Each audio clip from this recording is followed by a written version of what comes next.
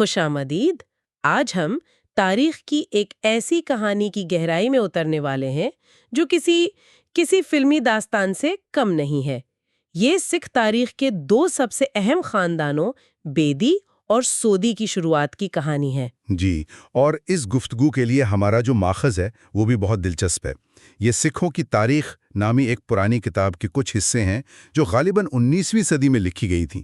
مطلب یہ وہ دور تھا جب برِ صغیر میں بہت سی قومیں اپنی تاریخ اور اپنی شناخت کو ایک نئے سرے سے لکھ رہی تھیں، سمجھ رہی تھیں۔ بالکل۔ تو ہمارا آج کا مقصد بھی یہی ہے کہ اس کتاب میں بیان کی گئی اس بنیادی کہانی کو سمجھا جائے۔ یہ ایک ایسی داستان ہے جس میں خاندانی جھگڑے ہیں، جلاوطنی ہے، توبہ ہے، نجات ہے، اور یہ سب مل کر سکھ گروؤں کے خاندانی پس منظر کی وضاحت کرتا ہے۔ اور اس میں بادشاہ ہیں، ویران جنگل، شہروں کی بنیاد رکھنے کی کہانیاں، اور ایک ایسی ڈرامائی تبدیلی ہے جو انسان کو سوچنے پر مجبور کر دیتی ہے۔ تو آئیے اس کہانی کا آغاز کرتے ہیں۔ اچھا، تو کہانی شروع ہوتی ہے راجا رام چندر سے۔ وہ اپنی بیوی سیتا کو طلاق دے کر اپنے چھوٹے بھائی لچمن کو حکم دیتے ہیں کہ وہ اسے 12 میل دور ایک گھنے جنگل میں چھوڑائے۔ اور دیکھیے، یہیں پر ہمیں کہانی کا پہلا اشارہ ملتا ہے۔ یہ نام رام، سیتا، لچمن، یہ سنتے ہی ذہن فوراً رامائن کی طرف جاتا ہے۔ یہ بہت ہی دلچسپ پہلو ہے کہ ایک تاریخی بیان کی شروعات آپ کہہ سکتے ہیں کہ ایک مذہبی داستان کے کرداروں سے ہو رہی ہے۔ ہاں، یہ تو ہے۔ اس سے کہانی کو شروع سے ہی ایک بہت بڑا ثقافتی اور روحانی وزن مل جاتا ہے۔ بالکل۔ تو خیر، لچمن حکم کے مطابق سیتا کو پنجاب کے اس علاقے میں چھوڑ آتا ہے جہاں آج کل امرتسر کے قریب رام تیرتھ کا مشہور ہندو مندر ہے۔ اسی ویران جنگل میں سیتا کے ہاں 2 بیٹے پیدا ہوتے ہیں، لو اور کسو۔ لو اور کسو؟ جی، اور یہاں سے کہانی پنجاب کی تاریخ سے جڑنا شروع ہو جاتی ہے۔ کتاب کے مطابق جب یہ دونوں بیٹے بڑے ہوئے تو وہ بہت طاقتور اور امیر ہو گئے، اور انہوں نے پھر اپنے اپنے نام پر ایک ایک شہر بسایا۔ اچھا۔ بڑے بیٹے لو نے لاہور کی بنیاد رکھی اور چھوٹے بیٹے کسو نے قصور کی۔ یہ کہانی کا ایک بہت ہی اہم موڑ ہے۔ مطلب یہ صرف ایک خاندانی شجرہ نہیں بتا رہا، بلکہ یہ بیدی اور سودی خاندانوں کو پنجاب کی زمین کا بانی بنا کر پیش کر رہا ہے۔ لاہور اور قصور جیسے بڑے تاریخی شہروں سے ان کا تعلق جوڑ کر مصنف ان خاندانوں کو ایک شاہی اور قدیم ورثہ دے رہا ہے۔ صحیح، یعنی یہ کہانی اب صرف ایک خاندان کی نہیں رہی بلکہ پنجاب کے دل کی کہانی بن گئی ہے۔ بالکل۔ تو یہ صرف 2 خاندانوں کی نہیں بلکہ 2 شہروں لاہور اور قصور کی بھی کہانی بن جاتی ہے، اور شہروں کی طرح ان خاندانوں میں بھی دشمنی شروع ہو جاتی ہے۔ کئی نسلیں گزرنے کے بعد لاہور کا بادشاہ تھا کلراؤ اور قصور کا بادشاہ تھا اس کا رشتہ دار کلپت۔ ان دونوں میں دشمنی اتنی بڑھی کہ کلپت ایک بڑی فوج لے کر لاہور پر حملہ کر دیتا ہے۔ اپنے ہی رشتہ دار پر؟ جی، اور اپنے ہی رشتہ دار کلراؤ کو شکست دے کر تخت پر قبضہ کر لیتا ہے۔ اور یہ اس وقت کی سیاست کی حقیقت دکھاتی ہے۔ خاندان ہی ریاست تھی۔ اپنے کزن کو ہرانا کسی غیر کو ہرانے سے زیادہ اہم تھا، کیونکہ وہی تو آپ کے حق کا سب سے بڑا دعویدار تھا۔ یہ صرف زمین کی جنگ نہیں تھی، یہ خاندانی عزت اور بقا کی جنگ تھی۔ اور کلراؤ کو شکست دے کر پنجاب سے نکال دیا جاتا ہے۔ وہ دکن چلا جاتا ہے جہاں کا بادشاہ امرت اس کی بہت عزت کرتا ہے اور اپنی بیٹی کی شادی اس سے کر دیتا ہے۔ اسی جلاوطنی میں کلراؤ کے ہاں ایک بیٹا پیدا ہوتا ہے جس کا نام سودی راؤ رکھا جاتا ہے۔ سودی راؤ؟ جی، سودی راؤ بڑا ہو کر ایک زبردست جنگجو اور بادشاہ بنتا ہے۔ ہندوستان میں کئی علاقے فتح کرتا ہے، لیکن ایک دن اس کا وزیر اسے ماضی کی یاد دلاتا ہے۔ اور یہ یاد دہانی بہت اہم ہے۔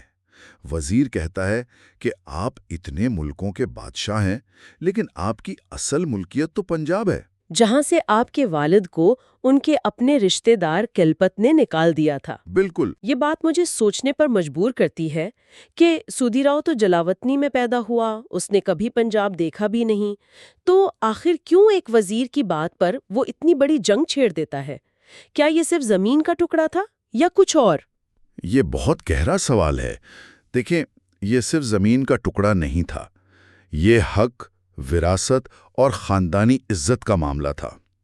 اس دور کی سوچ کے مطابق جب تک وہ اپنے باپ دادا کی زمین واپس نہیں لیتا، اس کی ساری فتوحات ادھوری تھیں۔ یہ ایک پرانی ناانصافی کا بدلہ لینے اور اپنے خاندان کی ٹوٹی ہوئی تاریخ کو دوبارہ جوڑنے کی کوشش تھی۔ اور وہ یہ کوشش کرتا ہے۔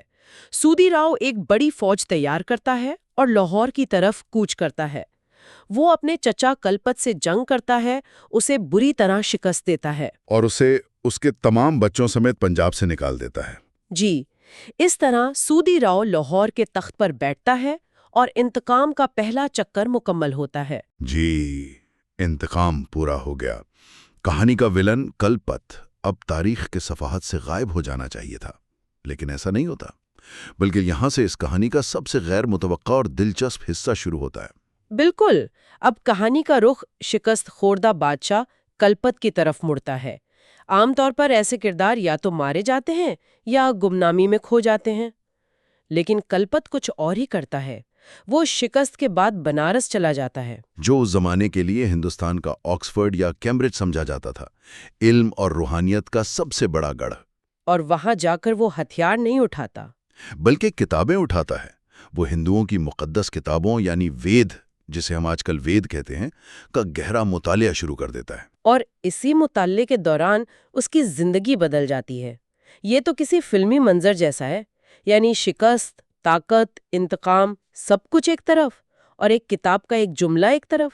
کیا واقعی علم میں اتنی طاقت ہو سکتی ہے کہ ایک بادشاہ کی پوری سوچ بدل دے؟ اس کہانی کے مطابق بالکل ہو سکتی ہے۔ کتاب پڑھتے ہوئے اسے ایک جملہ ملتا ہے جس میں لکھا تھا، ظلم ایک بہت بڑا گناہ ہے اور جب تک کوئی شخص ظلم کرتا ہے اسے رحم کی امید نہیں رکھنی چاہیے۔ اور یہ ایک جملہ اس کے اندر اتر جاتا ہے۔ جی، اسے احساس ہوتا ہے کہ اس نے اپنے بھائی کلراؤ پر حملہ کر کے اور اسے تخت سے اتار کر کتنا بڑا ظلم کیا تھا۔ یہ علم کی طاقت ہے جو تلوار سے زیادہ گہرا زخم بھی لگا سکتی ہے اور مرہم بھی بن سکتی ہے۔ اس احساس جرم کے بعد وہ ایک حیران کن فیصلہ کرتا ہے۔ وہ لاہور واپس جانے اور سودی راؤ سے اپنے کیے کی معافی مانگنے کا ارادہ کرتا ہے۔ اور جب وہ لاہور پہنچتا ہے تو منظر دیکھنے والا ہوتا ہے۔ وہ لڑنے یا سلطنت واپس مانگنے نہیں آتا، وہ سودی راؤ سے ملتا ہے، اسے گلے لگاتا ہے اور اس کے سامنے بیعت پڑھنا شروع کر دیتا ہے۔ اور یہاں ایک لمحے کے لیے سوچیں، تاریخ میں کتنے بادشاہوں نے جیتی ہوئی سلطنت واپس کرنے کی پیشکش کی ہوگی؟ شاید ایک بھی نہیں۔ یہ اس کہانی کا وہ لمحہ ہے جہاں یہ تاریخ سے نکل کر اخلاقیات کے دائرے میں داخل ہو جاتی ہے۔ سودی راؤ کلپت کی اس تبدیلی سے اتنا متاثر ہوتا ہے کہ اس کا دل بھی بدل جاتا ہے۔ وہ کہتا ہے، تم مجھ سے معافی مانگتے ہو جو میں تمہیں دیتا ہوں، اور تم نے مجھے جو بیت پڑھ کر سنائے ہیں اس کے انعام کے طور پر میں تمہیں تمہاری سلطنت واپس دیتا ہوں اور خود ایک فقیر کی طرح جنگل میں چلا جاؤں گا۔ یہ ایک فاتح بادشاہ کی طرف سے ناقابل یقین پیشکش تھی۔ لیکن کلپت کا جواب اس سے بھی زیادہ گہرا ہے۔ وہ بادشاہت قبول کرنے سے انکار کر دیتا ہے اور ایک پیشن گوئی کرتا ہے۔ جی، وہ کہتا ہے، تم ایک اچھے آدمی ہو سودی راؤ، اور اگرچہ میری اولاد گرو اور حاکم ہو سکتی ہے، لیکن آخرکار تمہاری اولاد اپنے حقوق اور مراد حاصل کرے گی اور بڑے سردار اور بادشاہ بنے گی۔ یہ ایک طرح سے دونوں خاندانوں کے مستقبل کا نقشہ کھینچ رہا ہے۔ مطلب ایک کا راستہ روحانیت کا ہوگا اور دوسرے کا دنیاوی حکمرانی کا۔ تو یہاں آ کر ہمیں ان ناموں کی وضاحت ملتی ہے جو اس کہانی کا مرکزی نقطہ ہے۔ کتاب کہتی ہے چونکہ کلپت وید پڑھنے والا بن گیا تھا، اس لیے اس کی اولاد بیدی کہلائی۔ وید پڑھنے والے یعنی بیدی۔ جی، اور سکھ دھرم کے بانی گرو نانک اسی نسل سے تھے۔ دوسری طرف سودی راؤ کی نسل سودی کہلائی اور سکھوں کے چوتھے گرو گرو رام داس اسی نسل سے تھے۔ اس طرح ایک خاندانی جھڑے اور توبہ کی کہانی سے سکھ تاریخ کے دو سب سے اہم خاندانوں کے نام وجود میں آئے۔ یہ واقعی ایک مکمل اور جامع داستان ہے۔ یہ نہ صرف ناموں کی وضاحت کرتی ہے بلکہ ان کے پیچھے ایک اخلاقی اور روحانی وزن بھی ڈال دیتی ہے۔ بیدی خاندان کا تعلق علم، توبہ اور روحانیت سے جوڑا گیا ہے، جبکہ سودی خاندان کا شاہی حق، انصاف اور دنیاوی حکومت سے۔ بالکل۔ اچھا، تو یہ ایک بہترین کہانی ہے جس میں ہر چیز اپنی جگہ پر ہے۔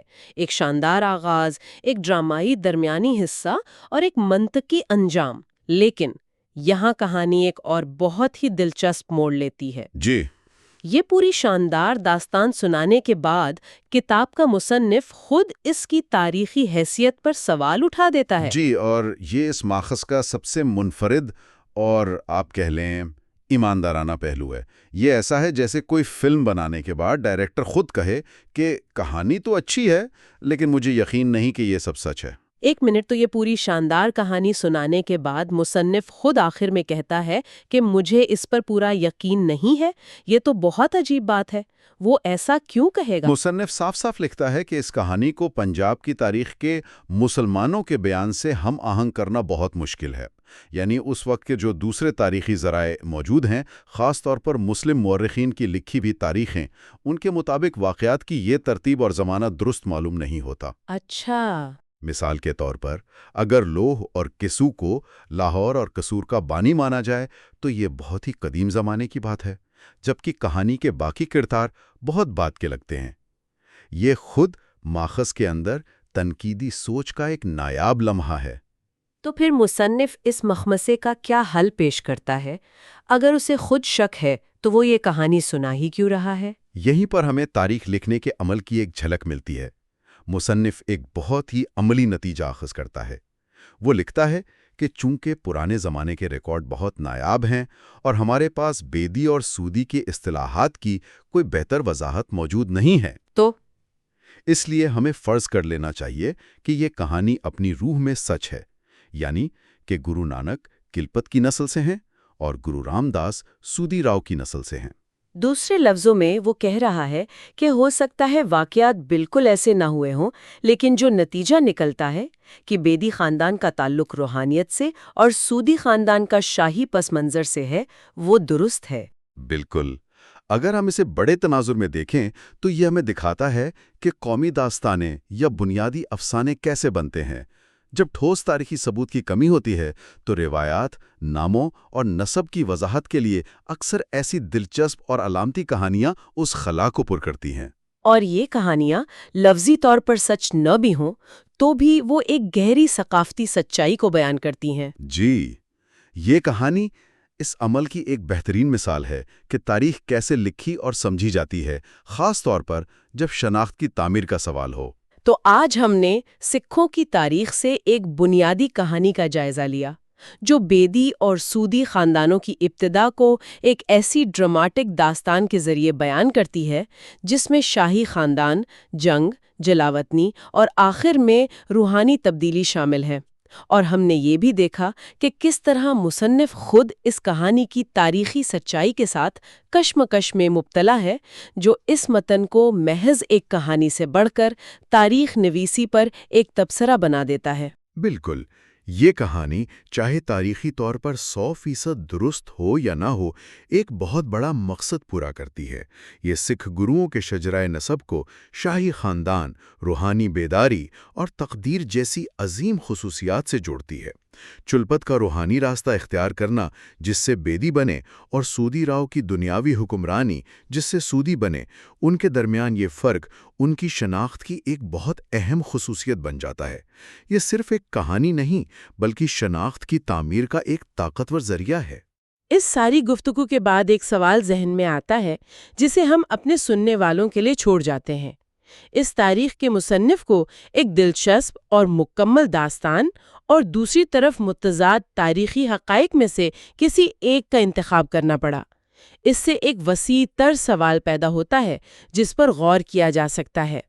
جب ہم اپنی قوم، اپنے خاندان یا اپنی خود کی تاریخ کو دیکھتے ہیں تو جن کہانیوں کو ہم سچ مانتے ہیں ان میں سے کتنی کہانیاں اس پر مبنی ہیں کہ اصل میں کیا ہوا تھا، اور کتنی اس پر کہ ہمیں اپنی شناخت کو سمجھنے کے لیے کیا ماننے کی ضرورت ہے۔